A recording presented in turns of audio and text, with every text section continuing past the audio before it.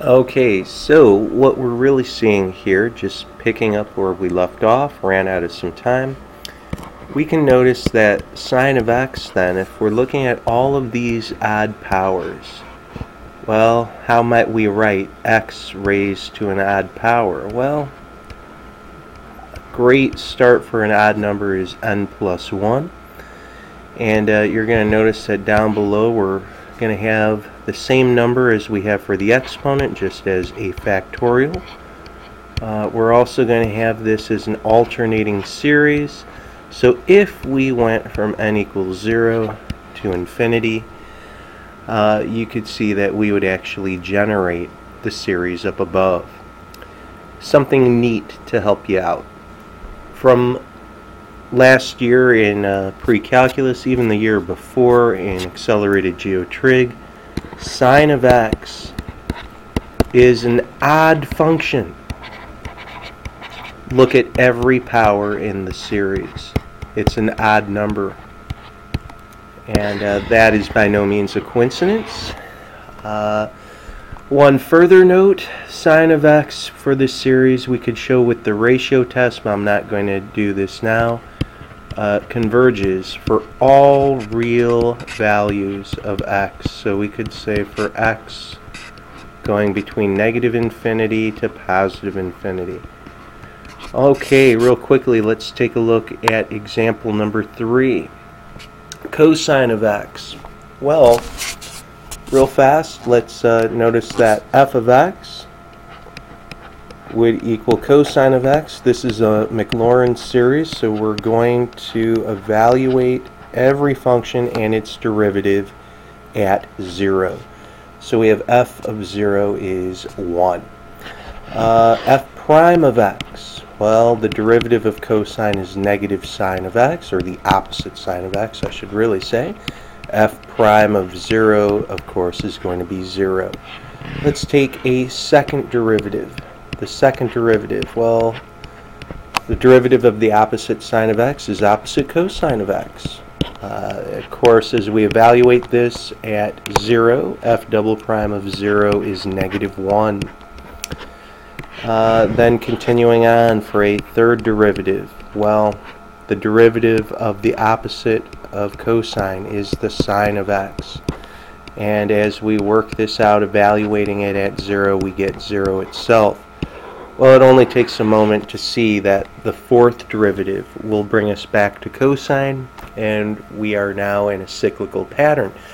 So, the Maclaurin series, just writing this out real quick, cosine of x is going to be f of 0 plus f prime of 0 times x to the 1 all over 1 factorial, plus the second derivative, evaluated at 0, x to the second power divided by 2 factorial, plus the third derivative, evaluated at 0, all over 3 factorial, times x to the third, and so on. We're going to say we have our fourth derivative, evaluated at 0, x to the fourth, all over 4 factorial. Hopefully you get the idea. Well, what's f of 0? Well, you can see from the left side there, that's a 1. F prime of 0 is a 0. In fact, every odd derivative of f is going to be a 0. So every odd derivative is going to completely wipe out. The second derivative, though, we are seeing is going to be negative 1. So we would get minus a negative 1, x squared all over 2 factorial. The fourth derivative is really essentially bringing us right back to f of x, and that's going to be a 1, so it's going to be a positive. We'll say it's a positive 1, x to the fourth all over 4 factorial. So this is going to continue on. Hopefully you see that this is going to have even powers of x, so we can have x to the 2n. We'll have from n equals 0 to infinity. It's going to be an alternating series, negative 1 to the n. But this same exponent that we see up above is going to show up as a factorial. And if you were to work this out, I think you could see the definite pattern. This will continue on. Once again, cosine of x is an even function. And notice that this series expansion has all even powers in it. This is going to converge for all real values of x. So it's converging for x on the interval from negative infinity to positive infinity. Also, real importantly, notice that when cosine is equal to 0, the left side becomes 1, the right side is 1. This is centered around x equals 0. At x equals 0, we will have exact convergence to our function. As soon as we venture off a little bit away from x equals 0, obviously we can have some error if we were to stop and truncate off to a certain number of powers. Okay, so continuing on, find the Taylor series for cosine of x and powers of x minus pi over 3. This is centered at x equals pi over 3. Well, my goodness. This is very different. Very different. Let's take a look at this. We know that f of x is equal to the cosine of x. And we could say f of pi over 3. Well, f of pi over 3 is going to be a half. F prime of x, the first derivative. Well, the derivative of cosine is opposite sine of x. As I substitute in pi over 3 where I am centered, sine of pi over 3 is root 3 over 2, but of course this is a negative root 3 over 2. From here we can take a second derivative. Second derivative is going to arrive at opposite cosine of x. Well, substitute in pi over 3, and we can see very quickly that we are going to have negative 1/2. Continuing on, if we took a third derivative of the derivative of opposite cosine is sine. And now as I substitute in pi over 3, we will have positive root 3 over 2. Now this is going to be quite a bit different, and of course as we continue on, I just want to point something out. I know we, of course, on our fourth derivative are right back to where we began, but I do just want to show that this one time just to make something a little clear to you. Let's write out this Taylor expansion. We could say that the cosine of x is going to be f of pi over 3 plus f prime of pi over 3 times x minus pi over 3.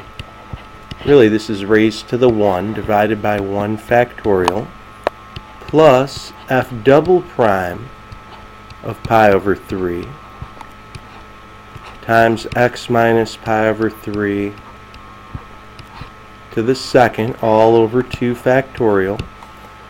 And we could drag this over just a little bit and say we'll have our third derivative at pi over 3. This is x minus pi over 3 to the third all over 3 factorial. And then of course we're just going to continue to cycle on. But I want you to notice several things here. First of all, none of the canceling out occurs as we had before. That's maybe the most immediate thing that we'll notice. F of pi over 3 is actually just a half. F prime of pi over 3 we see is actually negative root 3 over 2. And because 1 factorial is simply going to be a 1, we can leave it as such. F double prime of pi over 3 is going to be negative 1/2. And then we'll have x minus pi over 3 to the second all over 2 factorial. Take a look at the third derivative. Now we're to a positive root 3 over 2. Here's x minus pi over 3, quantity cubed, all over 3 factorial. If you wanted to go one step further, you could say, well, your next term is actually going to be a positive. I think you can see down below it's 1/2. So we'd have 1/2 and then x minus pi over 3 to the 4th, all over 4 factorial. Now, something to take note of.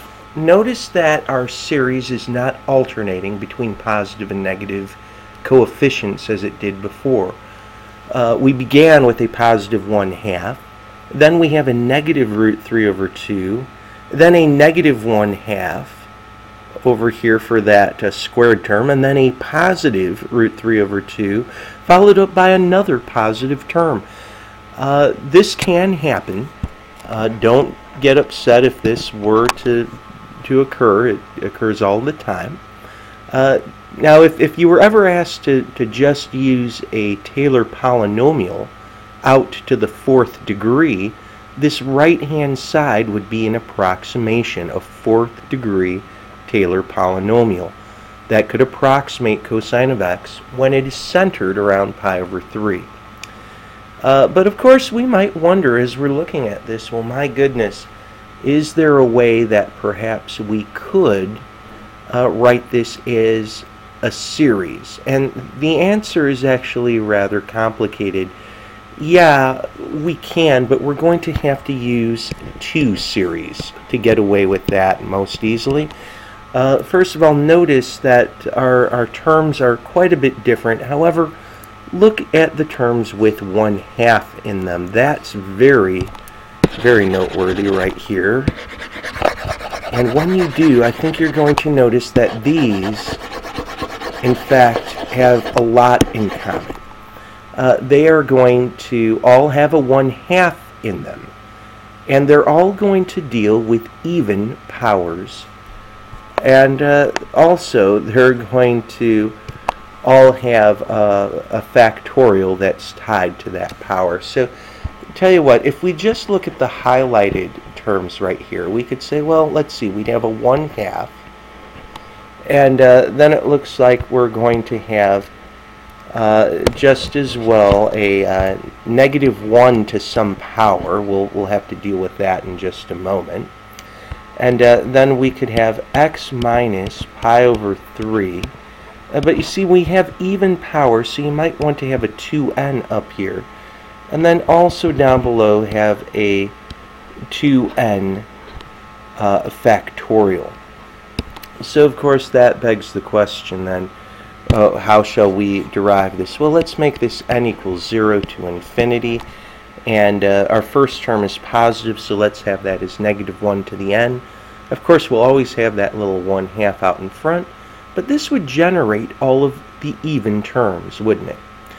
Now, of course, that also leads us next to what terms are remaining. Well, I hope you'd notice that these other terms are odd, and all of them would have a radical 3 over 2 in them. Of course, there is a -1 aspect to this that we're going to have some alternating issues here. We're going to have x minus pi over 3. A great number for an odd number would be 2n plus 1. And you might think then that we have 2n plus 1 factorial. You can notice every odd power has that same factor down below. Well, we need to start off with a negative value. So if I were to plug in n equals 0, that would definitely start off with x minus pi over 3 to the 1 power, and that would be good. But I need to have this be a negative, so I'll make this n plus 1. We very well could have done n minus 1. So this would be a way that we could represent that Taylor series for cosine of x. We're not having the terms drop out as we did before. Tell you what, we're running out of time, sadly, once again. So we do have a little more to talk about, and we'll be coming back to that very shortly.